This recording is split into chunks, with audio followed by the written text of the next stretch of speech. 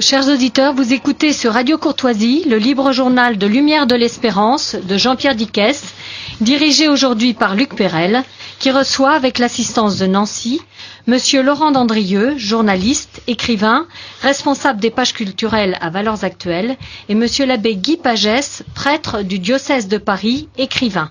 Donc nous allons parler aujourd'hui de l'Église catholique de l'immigration musulmane.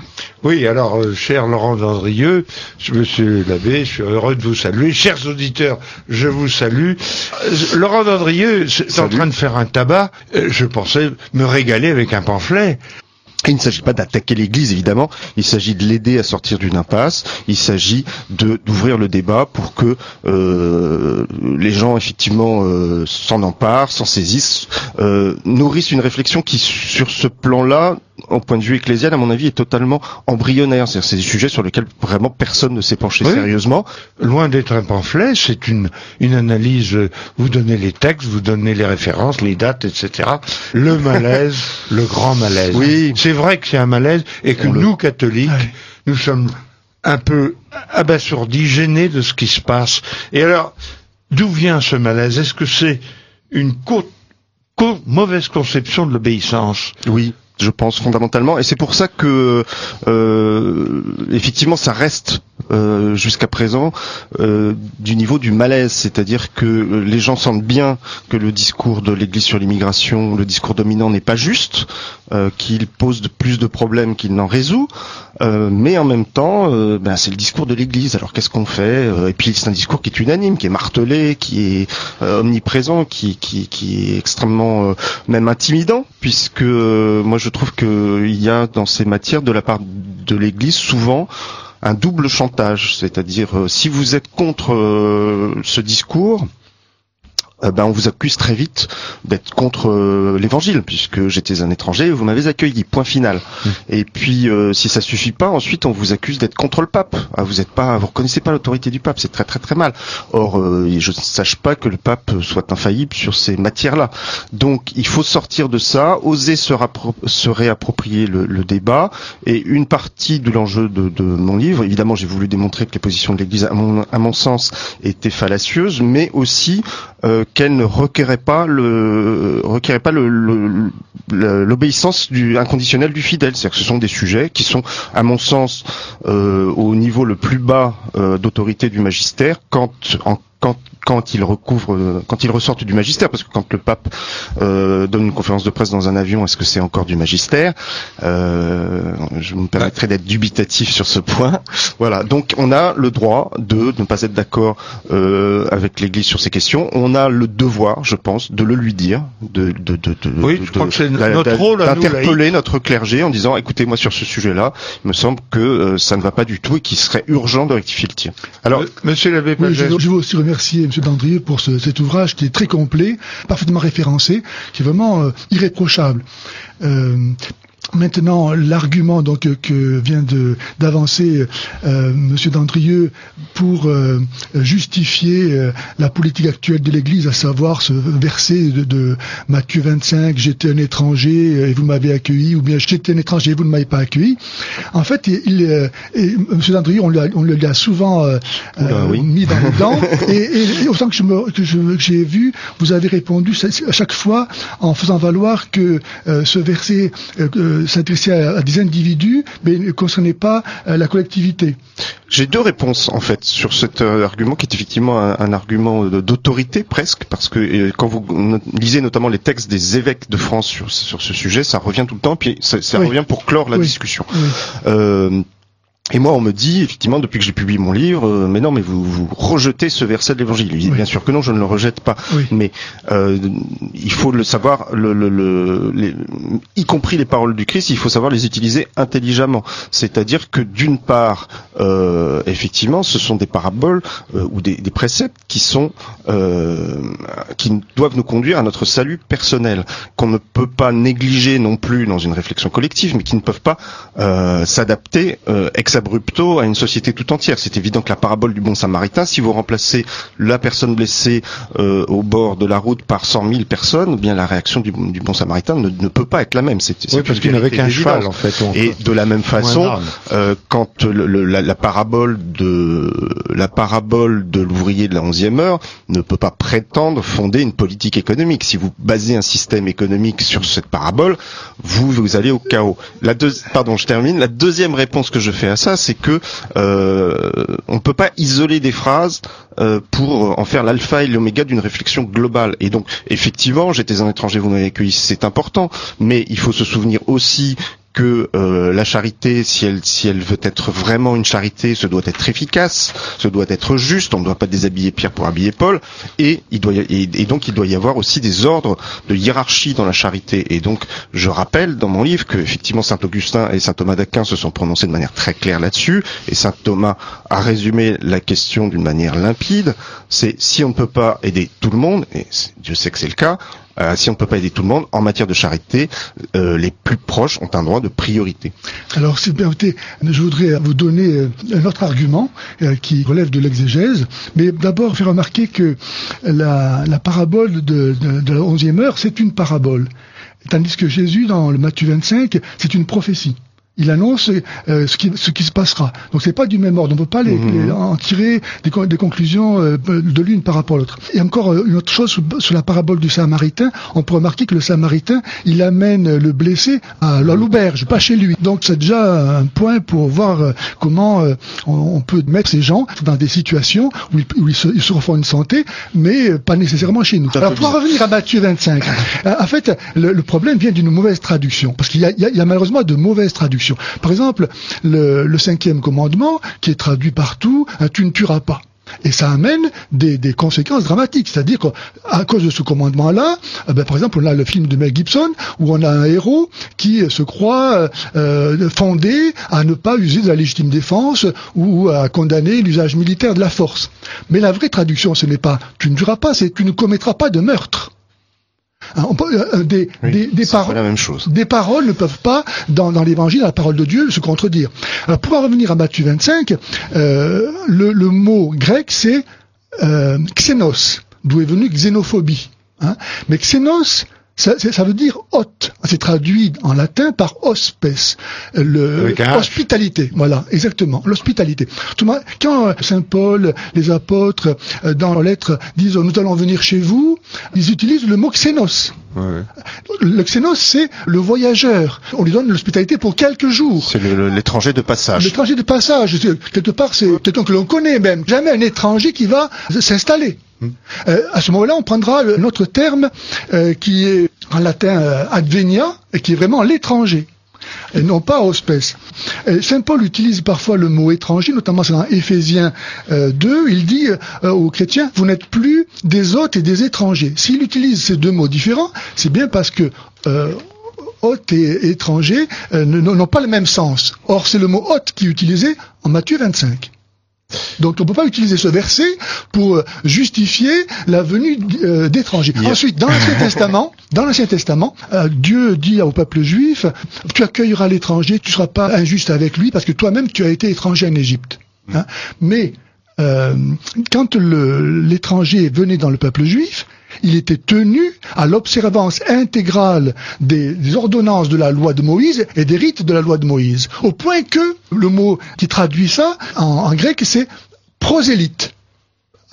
Advenia, l'étranger, en latin, et prosélyte en grec. Celui qui vient de l'extérieur, qui vient chez nous, mais il est accueilli que dans la mesure où il va se comporter comme tous les autres. Il a pratiqué et non pas en gardant sa religion et ses coutumes.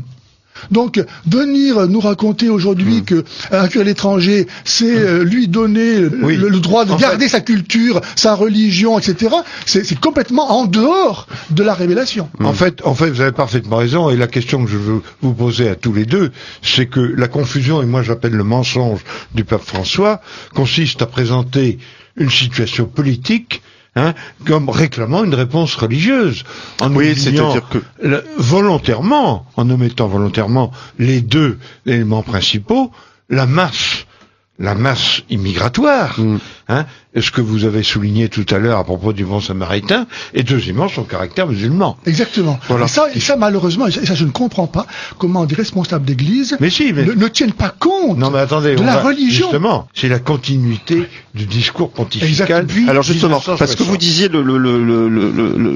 la faute du pape François.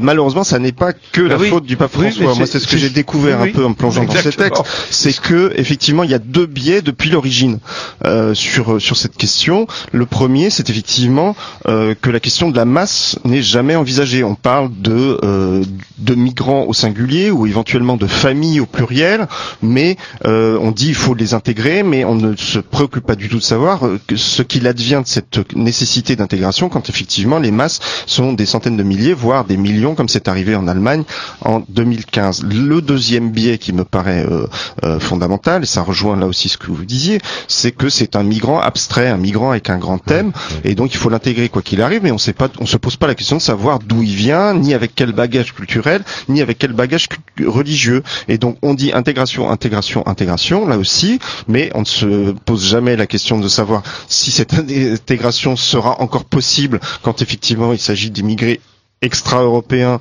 et musulmans, et on ne se pose pas non plus la question de savoir les dégâts que cet afflux massif d'immigrés extra-européens et musulmans produisent. Et je vous terminerai sur un dernier point, parce que pour revenir sur ce qu'on disait sur l'étranger, l'étranger de passage, moi ce qui me frappe aussi, c'est qu'il y a un argument qui est constamment utilisé, qui donne d'ailleurs son titre au premier texte magistériel sur la question. C'est un texte de Pie XII qui date de 52, qui s'appelle Exul Familia Nazaretana. Et donc ça commence en disant que l'immigré est pour nous tel la Sainte Famille qui fuit en Égypte, et que donc il faut le traiter comme tel. Mais il faut quand même rappeler que la Sainte Famille en Égypte, d'abord, elle fuit une persécution qui est le massacre des innocents, et ensuite c'est évidemment une fuite temporaire, contrainte, et surtout qui a vocation à rester aussi courte que possible. C'est-à-dire que la Sainte Famille n'avait pas du tout l'intention de faire souche en Égypte. C'est comme les rois mages, ils sont rentrés chez eux. Et ils voulaient rentrer chez eux le plus rapidement possible. Oui. Alors attendez, quand même, la question que je voulais vous poser après, qui est celle de la sacralisation du migrant. On privilégie la personne contre la cité, en quelque sorte. Et la question que je voulais vous poser, c'est le migrant n'est-il pas devenu la chair à canon du mondialisme au moyen de l'islam? Oui, alors effectivement, là, on est à la fois dans le sujet et un peu en dehors, parce que c'est évidemment pas l'intention de l'Église pour le coup. C'est pas ça que cherchent les papes, bien évidemment, mais malheureusement, par leur inconscience, ils se rendent complices d'un certain nombre de phénomènes. Et donc effectivement, il y a deux phénomènes qui sont à l'œuvre dans cette immigration de masse et que l'Église ne veut pas voir, c'est-à-dire effectivement une forme d'esclavagisme moderne qu'a dénoncé d'ailleurs, je le cite dans mon livre, un évêque hongrois, je crois, mais il est bien seul malheureusement, c'est-à-dire qu'effectivement l'immigration de masse est favorisée par les milieux libéraux et patronaux pour exercer une pression à la baisse sur les salaires occidentaux, et donc il est quand même assez consternant de voir l'Église se faire le complice de cet esclavagisme moderne. Et le deuxième phénomène, c'est effectivement l'islamisation de l'Europe, qui arrive dans les bagages de cette immigration de masse, sans non seulement alors là effectivement je pense que le pape François a une responsabilité particulière, parce que pendant longtemps l'Église a été dans le déni de cette question. On ne la mentionnait pas, on ne l'abordait pas, avec quand même une petite parenthèse heureuse, plus ou moins heureuse, sous le pontificat de Benoît XVI. Mais là, avec le pape François, on est dans quelque chose de beaucoup plus grave. C'est-à-dire que lui, il aborde le sujet, il est un peu obligé, parce que l'actualité quand même s'y prête, mais pour nous expliquer que non, il faut surtout pas prendre la peine de résister, parce que tout ça n'est pas grave, parce que le vrai visage de l'islam, c'est la paix, c'est la concorde, c'est la tolérance, et que après tout, l'Europe a toujours été multiculturelle, donc il n'y a pas de raison de ne pas faire une bonne place aux musulmans. Donc là, on est dans un discours sur l'islam qui est pas seulement un discours angélique, mais qui est un discours profondément nocif, dans le sens où, pour moi, il contribue très puissamment à miner ce qui devrait être l'esprit de résistance des Européens face à une islamisation de plus en plus galopante. Oui, alors on va revenir sur ce que vous développez pendant un certain temps, c'est-à-dire sur ce que j'appelle les antécédents. Paul VI à l'ONU, Jean-Paul II embrassant le Coran. Alors là, monsieur l'abbé Pagès, on en a parlé tout à l'heure, mais dans votre livre, qui est très intéressant, Interroger l'islam, et que nous recommandons également, parce que c'est une excellente analyse de ce qu'est cette fausse religion qu'est l'islam. Mais vous écrivez quand même dans votre livre, pour justifier Jean-Paul II quand en 1985 à Casablanca devant les Marocains, il dit nous avons le même Dieu parce qu'il n'y en a qu'un. C'est vous qui dites parce qu'il y en a qu'un pour expliquer pour expliquer le témoin. Et quand il embrasse à Bagdad le Coran, c'est quand même. C'est pas à Bagdad, c'est à Rome où il recevait une délégation. Il recevait une délégation de musulmans irakiens. Voilà. Et ce qui a fait le tour de toutes les télévisions musulmanes. À KTO, on l'a pas vu, mais là, ce qui est quand même un scandale de la part du pape, c'est des choses qu'on ne comprend pas. Alors on peut effectivement trouver cette justification au propos de Jean-Paul II sur le même Dieu, mais tout en notant qu'elle a au moins l'inconvénient de l'ambiguïté. Il est musulman quand même, ni la divinité. Et puis on peut noter que c'est pas n'importe quoi. Moi j'ai lu tout ce que Benoît XVI a écrit sur le sujet. Benoît XVI, lui, au contraire, il revient très strictement à la formulation antérieure, c'est-à-dire nous adorons l'un et l'autre un Dieu unique. Mais il ne dit pas que c'est le même.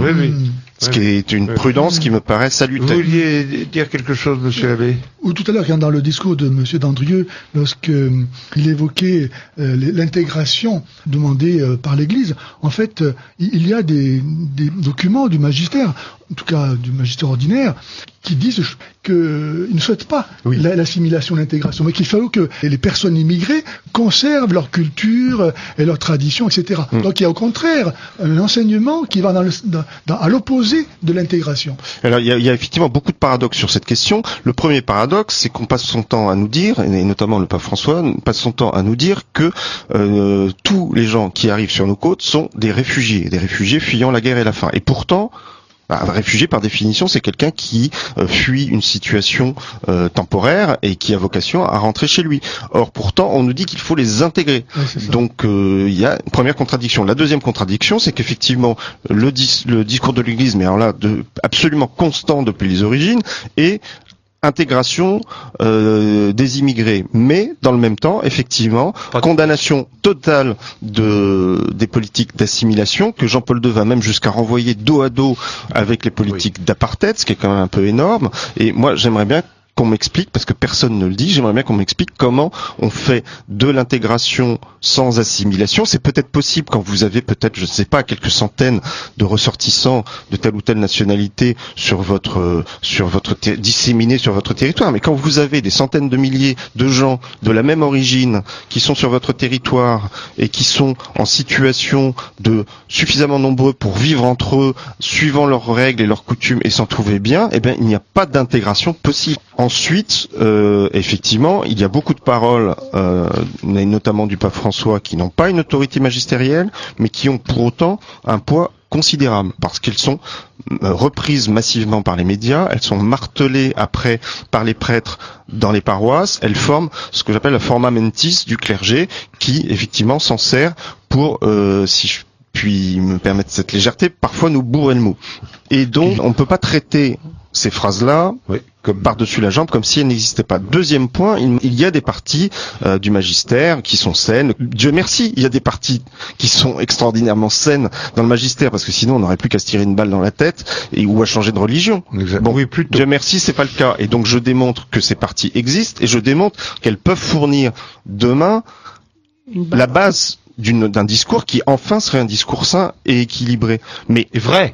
Reconnaître que ces parties du magistère saine existent n'empêche pas de voir que par ailleurs elles sont complètement minorées, voire contredites par le discours courant, dominant de la plus grande partie de l'Église, et que malheureusement ce discours pleinement catholique n'est pas celui qui est tenu quotidiennement par l'Église enseignante. Et donc se rassurer à bon compte en disant mais non, mais c'est bien parce que ça existe et c'est au fond d'un placard et on pourra toujours aller ouvrir le placard quand on en aura besoin, ça n'est pas suffisant. C'est pour moi c'est un optimisme pour le coup de façade. Alors, moi, j'ai écrit ce livre pour deux raisons. Évidemment, pour convaincre les gens qui ne sont pas convaincus, mais aussi pour les gens qui sont déjà convaincus par ma thèse, mais qui parfois n'ont pas les arguments et n'ont pas les textes, n'ont pas les références. Et moi, ce que je voudrais, c'est qu'effectivement, notamment les catholiques qui sont exaspérés par le discours de tel ou tel curé sur la question, puissent aller l'interpeller en lui disant non, écoutez, là ça suffit de nous raconter n'importe quoi. Après la messe, voilà. Mais pour ça, il faut d'abord avoir des billes, voilà. Et mon livre est écrit aussi pour fournir aux gens convaincus les billes pour ce combat. Monsieur l'abbé. Tout à l'heure, Pagès. Oui. Vous évoquiez le pape François qui disait que déjà l'Europe avait connu des invasions et qu'elle avait réussi à se surmonter, à tirer un bénéfice de celle-ci. Il oublie que lorsque les invasions musulmanes en sont venues, l'Europe les a justement chassées. Et puis on oublie aussi ce qui s'est passé sur le pourtour méditerranéen au 7e siècle. C'est-à-dire que les pays musulmans n'ont pas toujours été musulmans. Ils sont musulmans par conquête et que effectivement, à cette époque-là, pour des raisons qui m'échappent parce que je ne suis pas historien, il n'y a pas pu y avoir de réponse militaire. Et la conséquence, c'est que du coup, à part des minorités chrétiennes qui survivent tant bien que mal, des peuples entiers ont été coupés du christianisme pendant des siècles et des siècles. Donc tolérer dans l'espace national des communautés qui garderaient leur propre tradition, c'est une chose, mais tolérer les populations musulmanes, c'en est une autre, parce que leurs traditions sont tout à fait différentes de celles qu'on peut trouver ailleurs, dans la mesure où elles ont une prétention universaliste.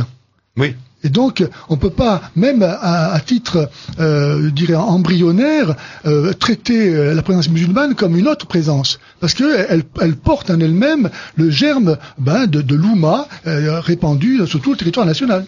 Donc, et ça, moi je trouve ça dramatique que jamais, par exemple, nos évêques ni notre pape ne fassent allusion à des préceptes que l'on trouve chez les apôtres, excusez du peu, mais par exemple le doux Saint Jean qui a reposé sa tête sur le cœur de Jésus, donc il est apôtre de l'amour traditionnellement, il dit ceci: si quelqu'un vient à vous sans apporter cette doctrine, c'est-à-dire l'évangile, ne le recevez pas chez vous.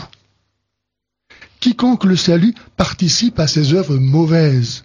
Il me semble qu'il y a quelque chose qui est important pour comprendre la cécité de l'Église aujourd'hui, une grande partie de l'Église sur l'islam. C'est une forme de christianocentrisme, c'est-à-dire qu'on regarde les autres religions comme si elles étaient pareilles au christianisme. Oui. Et du coup, on ne les comprend pas, parce qu'on refuse de voir les différences. Et donc, effectivement, on s'imagine que l'islam peut facilement faire la distinction entre le spirituel et le temporel. On s'imagine que l'islam ne cherche que la paix et la concorde. On s'imagine que l'islam n'a pas de visée de domination mondiale, parce que comme le christianisme n'en a pas, et que tout ça ce sont les religions, voilà, à force de parler des religions sans arrêt, on s'imagine qu'elles sont toutes semblables et toutes animées du même esprit. Eh bien, c'est fondamentalement faux. En fait, alors j'en reviens, c'est parce que ça nous permet de revenir sur les antécédents.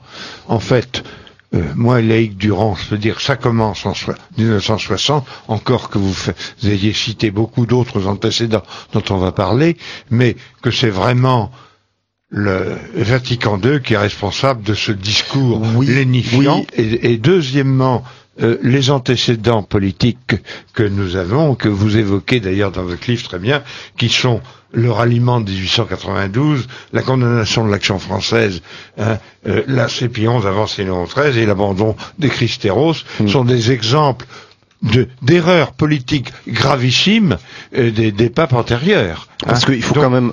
Et donc c'était avant Vatican II. Voilà, puisque Vatican II tombe pas du ciel quand même. Vatican II ne surgit pas dans une église qui avant aurait été miraculeusement pure de toute erreur. Voilà, c'est aussi le produit d'un état d'esprit évidemment préexistant. Moi, je crois que là, vous venez de toucher à l'origine du problème, parce que comment expliquer cette attitude de l'Église qui accueille ses ennemis sur son propre sol, au prix de sa propre disparition, sinon parce que nous refusons d'affirmer que Jésus-Christ est le seul sauveur qui est pour tous les hommes. Et donc nous nous considérons comme une religion parmi d'autres. Nous avons intégré en fait le logiciel franc-maçon pour lequel il n'y a pas de vérité, toutes les religions sont équivalentes. Et donc nous fonctionnons peut-être à notre insu avec ce logiciel-là. Nous ne sommes pas affirmés qu'il n'y a de salut que par Jésus-Christ et l'appartenance à l'Église. En fait, et finalement, jusqu'en 1960, l'Église envoie des missionnaires en Afrique et partout pour convertir les gens. Or, il a un discours complètement contraire actuellement, il ne faut pas les convertir. Or, vous, monsieur l'abbé Pagès, vous êtes un hérétique, puisque vous êtes un spécialiste de la conversion des musulmans. Et qu'en plus, vous y arrivez.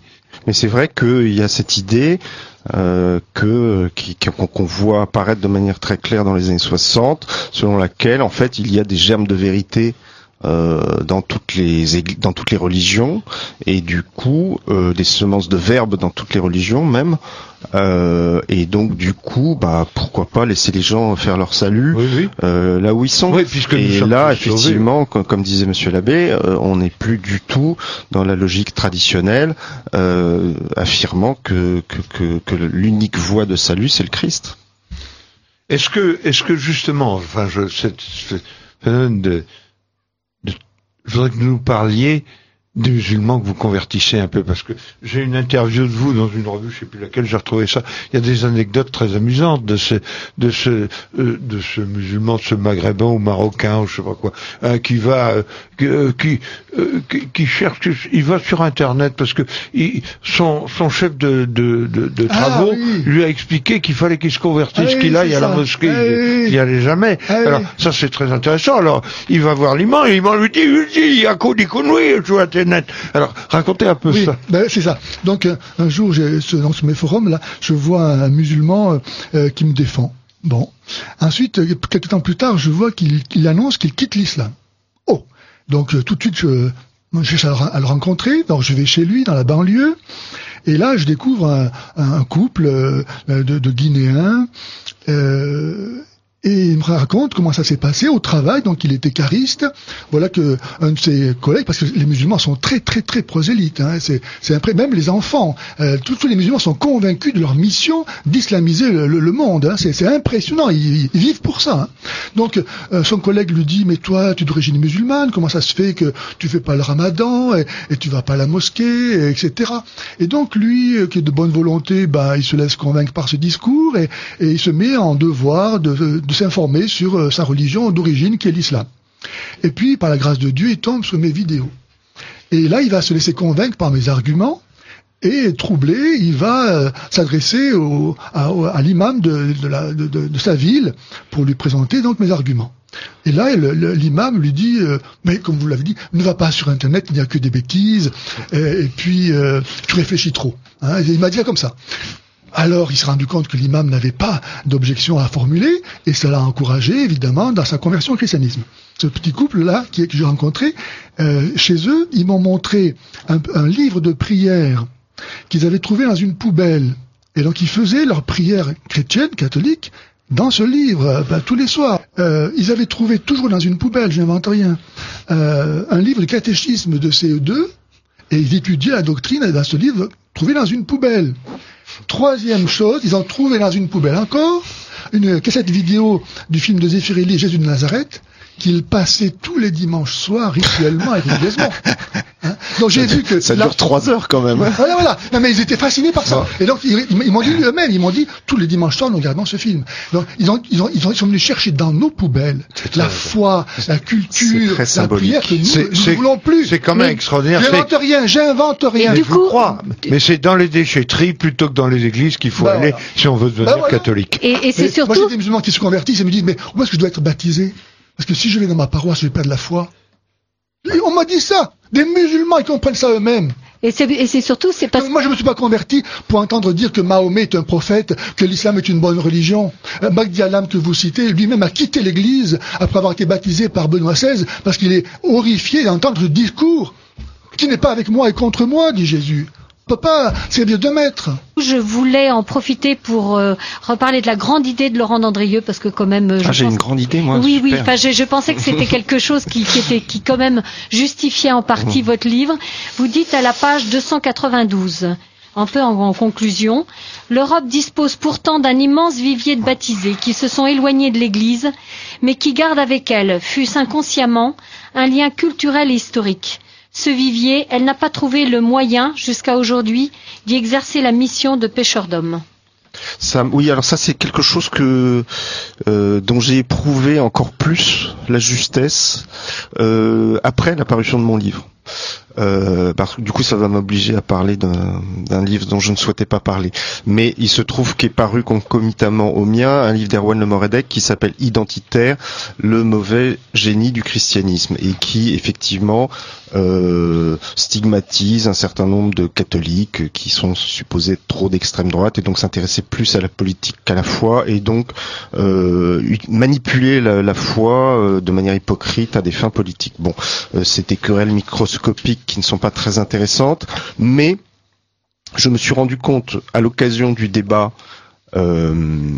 qui a eu lieu autour de ce livre et du mien, du profond mépris dans lequel un certain cléricalisme tenait ce qu'on appelait autrefois les catholiques culturels, c'est-à-dire la foi du charbonnier. Oui, mais même non, c'est moins que la foi du charbonnier, c'est-à-dire c'est souvent des gens qui se disent catholiques mais plus par attachement identitaire, c'est-à-dire qu'ils sont attachés à leur clocher, ils sont attachés à leur crèche, parce que ce sont des symboles de leur identité. Ça me rappelle une anecdote, si vous voulez, pour illustrer ça, qui est celle d'un de mes clients qui a fait baptiser autrefois fait baptiser ses enfants. Alors le curé lui demande: pourquoi demandez-vous le baptême pour vos enfants?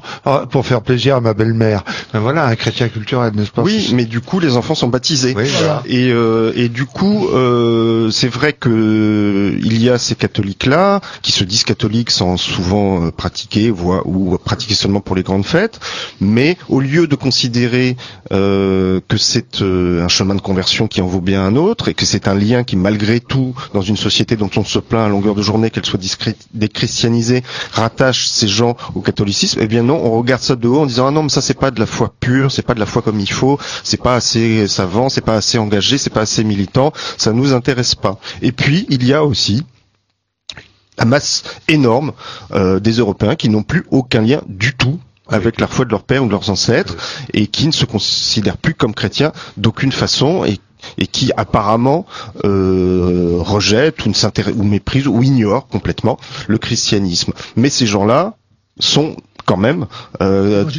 évangélisables, et d'autant plus évangélisables qu'ils sont tenaillés par la question de l'identité, voilà. C'est-à-dire qu'ils voient bien qu'il y a une immigration de masse qui les menace dans leur mode de vie et dans leur existence même, et puis ils voient bien qu'on a affaire à une religion conquérante qu'est l'islam, et donc ces gens-là, si on leur disait vous avez une identité, et cette identité, sa colonne vertébrale, c'est le christianisme, on pourrait effectivement se servir de cette inquiétude identitaire comme d'un levier d'évangélisation énorme. Absolument. Au lieu de ça, on méprise ça, on dit non, votre inquiétude identitaire, c'est du refus de l'autre, c'est du repli sur soi, c'est de la frilosité, c'est du racisme, et c'est de la xénophobie. Et donc si je puis me permettre une métaphore, moi tout ça me fait penser, parce que dans le même temps, ce qui est très étonnant, c'est que l'Église ne nous parle que de nouvelle évangélisation, mais c'est quoi la nouvelle évangélisation si c'est pas évangéliser ces gens-là? Et on peut pas évangéliser des gens dont on méprise les préoccupations les plus vitales. Et moi, ça me fait penser irrésistiblement, je l'ai déjà dit sur cette antenne, pardon pour ceux qui n'ont déjà entendu, mais c'est le lotus bleu de Tintin, où il y a ce personnage qui a été frappé par le poison qui rend fou, et alors il vient voir Tintin avec un grand cimeterre à la main, et il dit: j'ai trouvé la voie, je vais vous montrer la voie, mais avant, il faut que je vous coupe la tête. Et je trouve que la nouvelle évangélisation, telle que l'a définie une certaine église, c'est un peu ça. On veut bien convertir les gens, mais d'abord, il faut les convaincre qu'ils n'ont pas le droit de défendre leur existence. Merci de ce rappel littéraire du Lotus Bleu, qui est effectivement toujours important d'avoir des références littéraires, et que tous les auditeurs de Radio Courtoisie vont comprendre.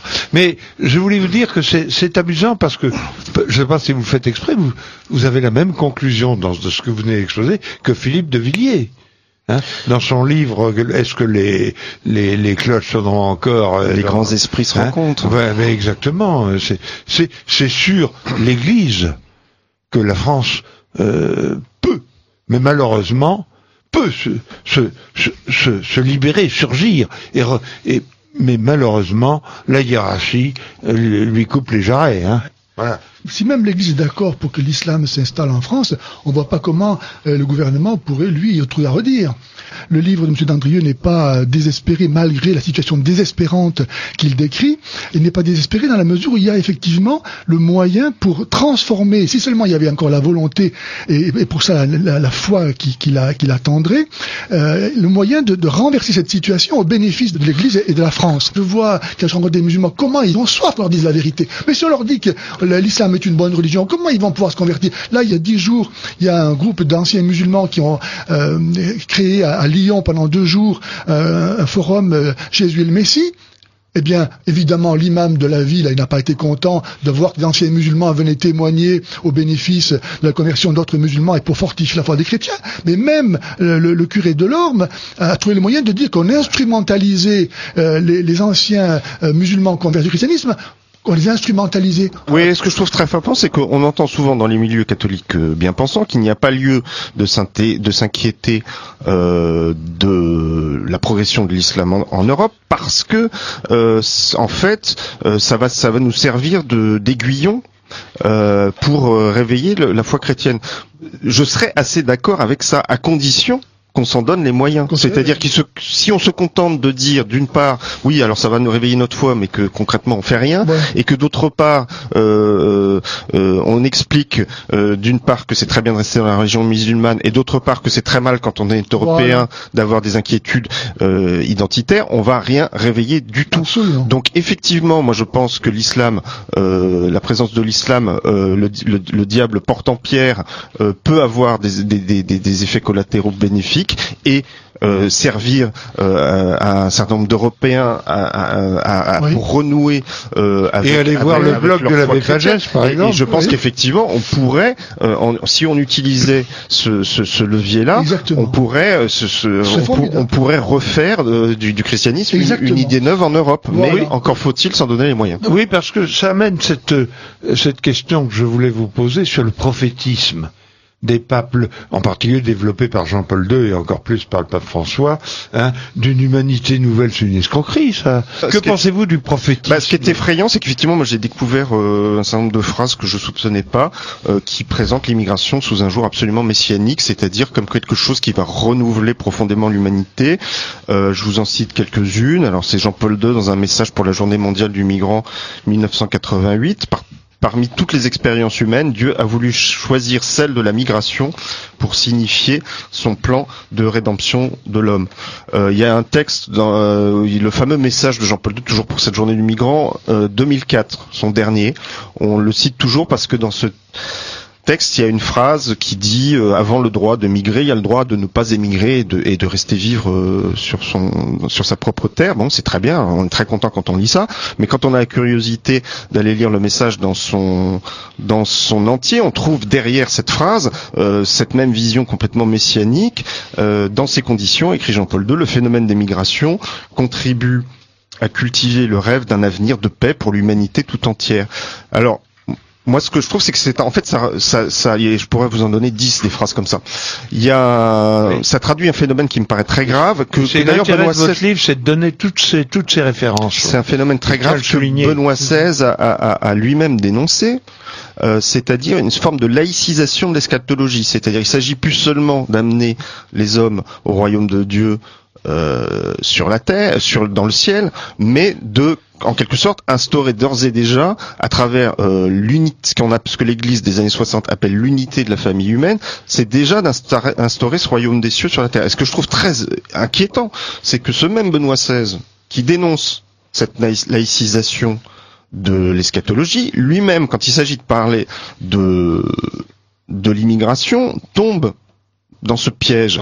Et donc, il y a un message, notamment toujours pour cette fameuse journée mondiale des migrants de l'année 2011, où il dit qu'il faut voir, il faut regarder l'immigration dans la perspective de la mondialisation, comme une manifestation de la mondialisation qui est en quelque sorte, dit-il, la préfiguration anticipée de la cité sans frontières de Dieu. Et alors ça, c'est effrayant parce que si vous concevez qu'effectivement les migrations sont la préfiguration anticipée de la cité sans frontières de Dieu, ça veut dire que si vous vous opposez à l'immigration, vous vous opposez à la cité sans frontières de Dieu. Alors là, il n'y a plus qu'à se tirer une balle. Oui, c'est la confusion. Je trouve triste et dommage, et j'ai écrit mon livre aussi pour ça, que des gens concluent du fait qu'il y a un certain nombre de choses qui les hérissent dans le discours catholique, qu'ils en tirent la conclusion qu'il faille tourner le dos à l'Église et quitter l'Église. Oui. Je trouve que c'est malheureusement une tentation, mais c'est indéfendable parce que l'Église, d'abord, est la seule à avoir les promesses de la vie éternelle et qu'elle n'est pas résumable à un certain nombre d'errements sur un certain nombre de questions, qu'elle a une tradition qui préexiste et qui survivra à ces errements, que nous sommes un certain nombre de catholiques à rester dans l'Église, à être tout aussi hérissés et chagrinés par ces évolutions que beaucoup d'autres, mais que nous mettons un point d'honneur à garder notre fidélité à l'Église pour notre bien spirituel propre évidemment, mais aussi pour le bien spirituel de la France. La gloire de Dieu d'abord. Et la gloire de Dieu. Merci Monsieur l'abbé de me rappeler aux choses importantes. Et que donc voilà, je pense qu'il faut pas baisser les bras et se dire ah non, cette église me plaît pas. Voilà, d'abord l'église c'est au-delà, c'est bien au-delà de ce que des bêtises de certains de ses représentants actuels. Et par ailleurs, on peut travailler. Nous sommes tous prêtres, prophètes et rois, et donc on peut travailler à la rendre plus sainte, à la rendre plus véridique et à la ramener sur les chemins de la vérité. Ah bah, très bien, merci. Alors, il y a quand même une question que je voudrais vous poser à tous les deux. C'est d'abord l'obédientisme. L'obédientisme, c'est dire papa m'a dit. Papa m'a dit, comme le petit Mitterrand disait. Bon, hein. Et deuxièmement, est-ce que l'origine de cet obédientisme ne vient pas de Vatican I, de l'infaillibilité pontificale? Tout ce que dit le pape, tout ce que fait, tout ce qui mange, c'est parole d'évangile. D'une mauvaise compréhension de Vatican II. Non, mais bien entendu. Parce qu'on n'est pas là pour mettre en cause Vatican II. Mais c'est pas ça l'origine, et que je pense qu'il y a finalement le cléricalisme, c'est ça. Voilà. Je cite dans mon livre un extrait de l'ouvrage remarquable du professeur de Mattei sur le ralliement de Léon XIII.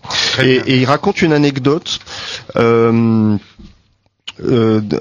cette époque où, en rappelant que le pape Léon XIII lui-même, quand il était simple cardinal, n'était pas du tout parmi les partisans de l'infaillibilité pontificale. Mais bizarrement, quand il a été pape, il a utilisé non pas l'infaillibilité elle-même, mais l'aura incroyable qu'elle a conférée à la papauté pour faire pression sur les catholiques français hostile au ralliement. Et donc notamment un jour il convoque le supérieur des trappistes, qui était l'un des piliers de cette opposition catholique au ralliement, et il n'essaye même pas de le convaincre, il le fait mettre à genoux et il lui dit voilà, je suis le pape, donc vous êtes obligé d'être d'accord avec moi sur un sujet qui effectivement n'a rien à voir avec l'infaillibilité. Donc là, je pense qu'il y a déjà une première illustration de dérive de l'autorité pontificale. Donc effectivement, on peut penser que cette fausse conception de l'obéissance est un peu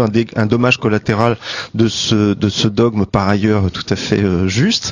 Et secondo, il y a un phénomène plus sociologique, je pense, c'est-à-dire que Jean-Paul II a notamment redonné aux catholiques une certaine fierté, un certain esprit conquérant, un certain esprit qu'on a voilà, il a renoué d'une certaine façon avec ce qu'on appelait avant le concile un certain triomphalisme catholique. Et donc il y a effectivement il en est né une espèce de nouvelle fascination pour l'autorité pontificale chez toute une génération qui doit effectivement à la papauté d'avoir renoué avec un catholicisme un peu plus conquérant.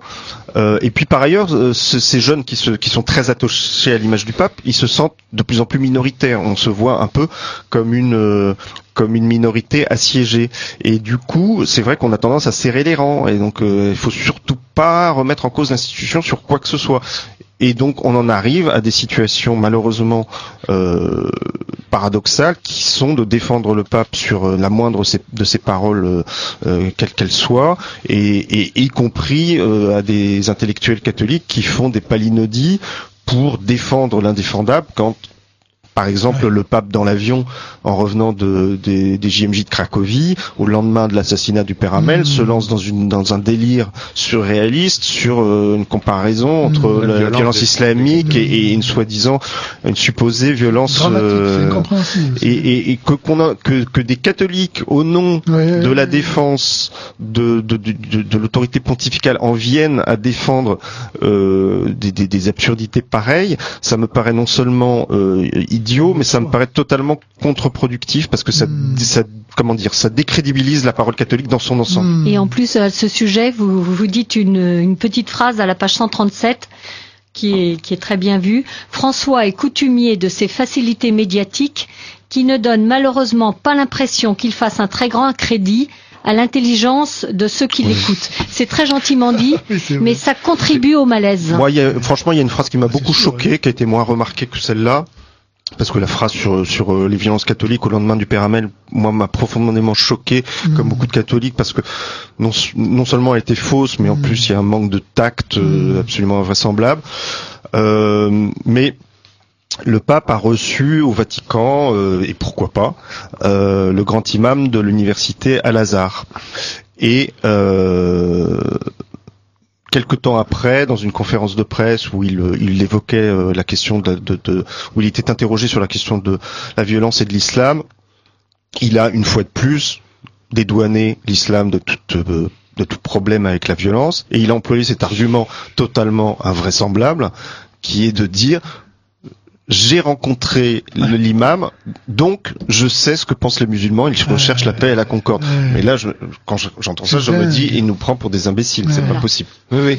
Alors, ça contribue au malaise. Oui, c'est dramatique. Exactement. Alors, il y a une question, on approche de la fin, mais je voudrais quand même vous poser à tous les deux. Croyez-vous une évolution possible de la pensée du pape François? En particulier, quand il est revenu de Suède, on a eu l'impression que peut-être... Est-ce que vous pensez que c'est...